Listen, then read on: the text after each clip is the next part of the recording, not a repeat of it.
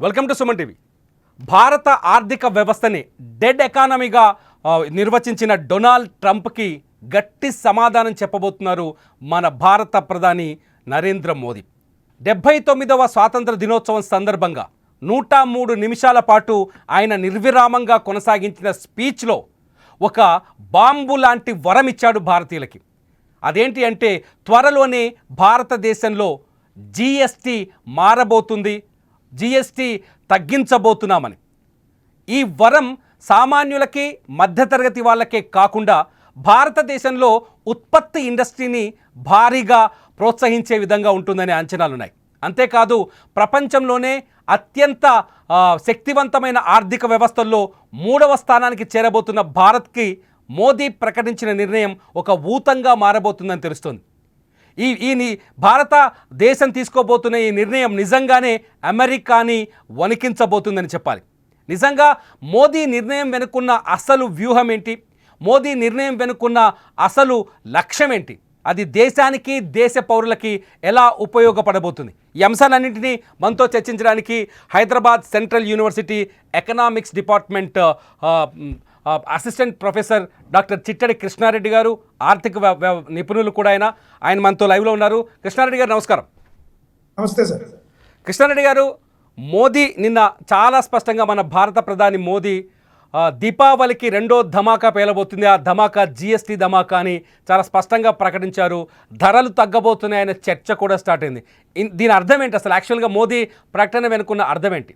మనందరికీ తెలుసండి, జిఎస్టీ ప్రజలకందరికీ కొన్ని సందర్భాల్లో కొన్ని వస్తు సేవలు కొనుగోలు చేయాల్సి వచ్చినప్పుడు ఆర్థికంగా భారం పడుతుంది.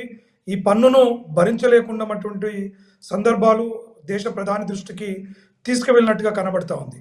ఈ నేపథ్యంలోనే పెద్ద ఎత్తున అంటే గతంలో ఉన్నటువంటి 5 స్లాబ్లని 2కు తగ్గిస్తూ, అంటే గతంలో 12% ఏదైతే పన్నును చెల్లిస్తున్నారో దాన్ని 5%కి, దాదాపు 28% చెల్లిస్తున్న పన్నులని 18%కి, ఈ 2 ట్యాక్స్ స్లాబ్లను మాత్రమే జిఎస్టీలో తీసుకువచ్చి అనేక రకాల వస్తు సేవలు, దాదాపుగా 100 కొద్ది వస్తు సేవలు వీటిలోకి రాబోతున్నాయి. అంటే ముఖ్యంగా సామాన్య ప్రజలు వాడేటువంటి వినియోగ వస్తువులు ఏవైతే ఉన్నాయో, మీరు వాడే టూత్పేస్ట్ నుంచి బట్టలు కావచ్చు, చెప్పులు కావచ్చు, ఎలక్ట్రానిక్ వస్తువులు కావచ్చు, ఇలా అనేక రకాల వస్తువులపైన దాదాపుగా మనకు 7 నుంచి 8% పైగా ట్యాక్స్లు తగ్గడం ద్వారా వస్తు సేవల ధరలు కూడా తగ్గుముఖం పట్టడానికి ఆస్కారం ఉంది. ఇవన్నీ కూడా మనము స్వదేశీయంగా ఉత్పత్తిని పెంచుకోవడానికి, దేశ తయారీ రంగంలో మనం సరికొత్త రికార్డును అందిపించుకోవడానికి వేస్తున్నటువంటి ఒక ప్రయత్నంగా కూడా మనం చూడవచ్చు. ఎందుకంటే ఇవాళ అమెరికా లాంటి దేశం టారిఫ్ల మోత మోగిస్తూ ఉండడం, చైనా లాంటి దేశం మన దేశం పైన యత్నం చేస్తున్నటువంటి తరుణంలో దేశీయంగా సెల్ఫ్ రిలయన్స్ కావాల్సినటువంటి అవసరం ఉంది. దీన్ని దృష్టిలో పెట్టుకొని మన దేశ ప్రధాని నరేంద్ర మోడీ గారు స్వదేశీకి ఊతమిచ్చే విధంగానే మన పరిపాలన ఉంటుంది. ఈ రోజు నుంచి ఇంకా ఎక్కువగా మేము ప్రోత్సహిస్తామనేటువంటి సందేశాన్ని ఇస్తూ ఈ జిఎస్టీని ప్రకటించడం, మీరు అన్న వాటి కరెక్ట్, బాంబు లాంటి వరం. అంటే ఇదొక పెద్ద ఎక్స్ప్లోజివ్గా మార్కెట్ను యంత్రాంగానికి కొత్త జీవం పోయడానికి, అంటే ఆల్రెడీ మన దేశం IMF కానీ వరల్డ్ బ్యాంక్ అంచనాల ప్రకారము 5 నుంచి 6% వృద్ధి రేటు కొనసాగిస్తున్న ప్రపంచంలో ఉన్న ఏకైక దేశం. ఇది మన దేశ అంచనాలు కాదు, ప్రపంచ సంస్థలు భారతదేశం యొక్క ఆర్థిక వృద్ధిని అంచనా వేస్తున్నటువంటి అంచనాల దృష్టిని మరింత వేగంగా, అంటే మనం ఏదైతే 2047కు అభివృద్ధి చెందిన భారతదేశంగా ఈ దేశాన్ని చూడాలని ప్రతి భారతీయ పౌరుడు కలను కంటున్నటువంటి సాకారం చేసుకోవడం కోసం ఈ జిఎస్టీలో సరళీకరణ తీసుకురావడం ద్వారా వస్తు సేవల ధరలు తగ్గడమే కాదు, చిన్న పరిశ్రమలు ఏవైతే ఉన్నాయో, MSME సెక్టర్లు కావచ్చు, కుటీర పరిశ్రమలు కావచ్చు, ఇవన్నీ కూడా మనకు రాబోయే రోజుల్లో ఏంటంటే ట్యాక్స్ కంప్లైంట్స్, ఎందుకంటే 5 రకాల స్లాబ్లో ఉండడం ద్వారా కొన్ని సందర్భాలలో ఏ వస్తువును ఎట్లా డిఫైన్ చేయాలి, అది ఏ కేటగిరీలో పడుతుంది అనేటువంటి విషయంలో కొంత గందరగోళ నేపథ్యంలో కూడా ఈ ట్యాక్స్ రిబేట్ అనేటువంటిది ఇబ్బందుల ఎదుర్కొంటున్నటువంటి పరిస్థితి మనకు ఎంఎస్ఎంఈ రంగంలో. ఇప్పుడు తీసుకోబోయే నిర్ణయంతో కేవలం రెండు విధానాలు వస్తాయి. ఒకటి 5%, రెండోది వచ్చి 18%. ఇది తప్ప ఇంకేముండవు కదా? అంతే, 5 ప్లస్ 18%.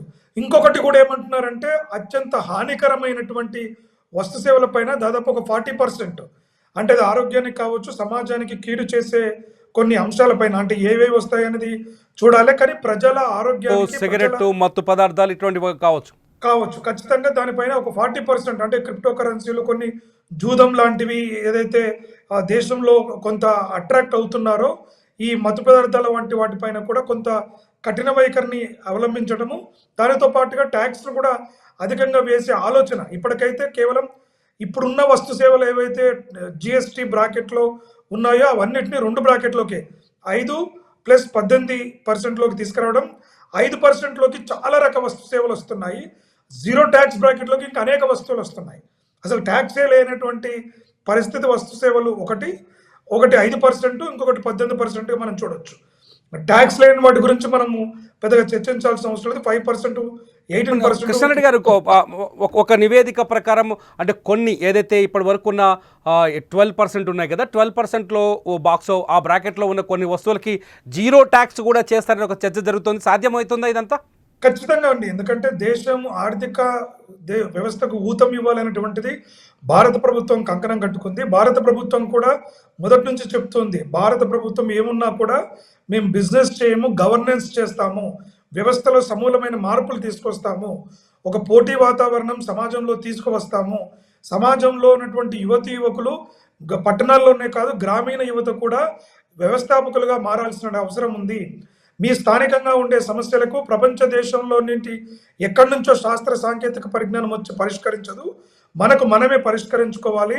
మనం చదువుకున్న, మనం నేర్చుకున్న విజ్ఞానం మనం స్థానికంగా వాడుకునే విధంగా మన దేశం, మన రాష్ట్రం, మన ప్రాంతానికి ఉపయోగపడే విధంగా మనము చేసుకోవాల్సినటువంటి అవసరం ఉందని కూడా చెప్పడం జరుగుతుంది. ఎందుకంటే గతంలో మనం చైనా యొక్క యాప్స్ బ్యాన్ చేసినప్పుడు భారత్ యాప్లు ఏమన్నా చైనా బ్యాన్ చేయాలనుకున్నప్పుడు అసలు మన యాప్స్ అక్కడ ఏమీ లేకుండా ఉండేటువంటి పరిస్థితి కనబడతా ఉంది. అంటే మన దగ్గర ఉన్నటువంటి ఇంజనీరింగ్ స్టూడెంట్స్ కావచ్చు, శాస్త్ర సాంకేతిక పరిజ్ఞానం ఉన్నటువంటి వాళ్ళు పాశ్చాత్య దేశాల తీసుకొచ్చినటువంటి సాంకేతిక పరిజ్ఞానం పైన ఆసక్తితో ముందుకు వెళ్తున్నారు తప్ప మన స్థానికంగా వాటిని వృద్ధి చేయడానికి ఆసక్తి పెద్దగా చూపించకపోవడంతో ఇటు ట్యాక్స్ సబ్సిడీలు, అవసరమైన ఔత్సాహికవేత్తలకు బ్యాంకు నుంచి రుణాలు, ఇలా పెద్ద ఎత్తున, అంటే ఒక్కటి కాదు, అంటే ప్రభుత్వము ఏ రకమైనటువంటి ఒక వ్యవస్థాపకుడికి కావాల్సిన సహాయ సహకారాలను అందించాలో అవన్నీ కూడా తీసుకొస్తున్నాయి. ఇవాళ పౌర సమాజం పైన, ముఖ్యంగా యువత పైన, మనకు భారతదేశంలో ఉన్నటువంటి అత్యంత జనాభాలో ఎక్కువ భాగం యువకులుగా ఉన్నటువంటి జనాభా ఈ వ్యవస్థాపకత పైన కొంత ఆసక్తి చూపించాల్సినటువంటి అవసరం ఉంది. సమాజం కూడా యువకులు ఎవరైతే ఒక వ్యవస్థాపకులుగా మారాలనుకుంటున్న వారికి తగినంత ప్రోత్సాహకము, రిస్క్ను భరించే శక్తిని, అంటే ఒక వ్యాపారం చేయాలన్నప్పుడు ఒడిదొడుకులు, లోటుపాట్లు, వీటన్నిటిని కూడా బలంగా ఎదుర్కొనేటువంటి శక్తియుక్తులను, ఆలోచన విధానాలను ఇటు విద్యాలయాలు, సమాజం ప్రోత్సహించినప్పుడు మాత్రమే ఇవాళ తీసుకొచ్చినటువంటి టెక్ ల్యాబ్లు కావచ్చు. కృష్ణారెడ్డి గారు, ఇప్పుడు అంటే మోదీ తీసుకోబోతున్న ఈ నిర్ణయం ఏదైతే జిఎస్టీ స్లాబులో మార్పులు కావచ్చు, జిఎస్టీ బ్రాకెట్లలో వస్తువుల సేవల సంబంధించిన ట్యాక్స్ విధానాలు కావచ్చు, ఇవన్నీ రేపు అభివృద్ధి చెందుతున్న నిజంగా చెప్పాలంటే 3వ అతిపెద్ద ఆర్థిక వ్యవస్థగా అవతరించబోతుంది భారత్ అనే చర్చ జరుగుతున్న నేపథ్యంలో ఇది ఈ ఆర్థిక వ్యవస్థకి తోడ్పాటుగా మారుతుందా? ఖచ్చితంగా. ఎందుకంటే ప్రజల కొనుగోలు శక్తి కూడా పెరుగుతుంది. ఎప్పుడైతే ఒక నిత్యావసర వస్తువుల ధరలు తగ్గుముఖం పడతాయో ప్రజలు ఆర్థికంగా బలోపేతం అవ్వడానికి ఆస్కారం ఉంటుంది. ఎప్పుడైతే ప్రజల్లో కొనుగోలు శక్తి పెరుగుతుందో వ్యవస్థలో వస్తు సేవలకు డిమాండ్ పెరుగుతుంది. డిమాండ్ పెరిగినప్పుడు ఉపాధి రంగాలకు కూడా కొంత ఊతం ఇస్తుంది.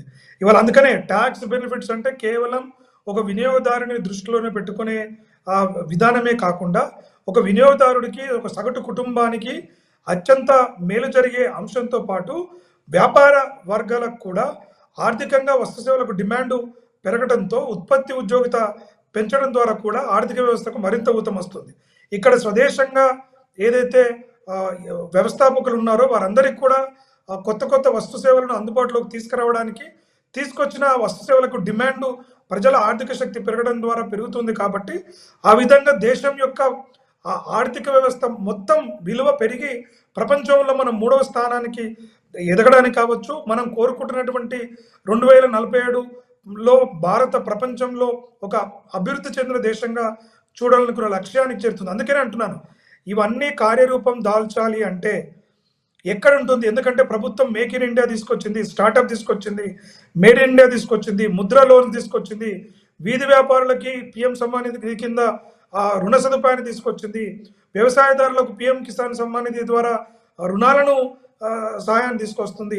ఇలా అనేక కార్యక్రమాలను ప్రజల కోసం పిఎం కుశాల్ యోజన కింద నిరుద్యోగ యువకులకు ట్రైనింగ్లు ఇచ్చే ప్రోగ్రాంను తీసుకొస్తుంది.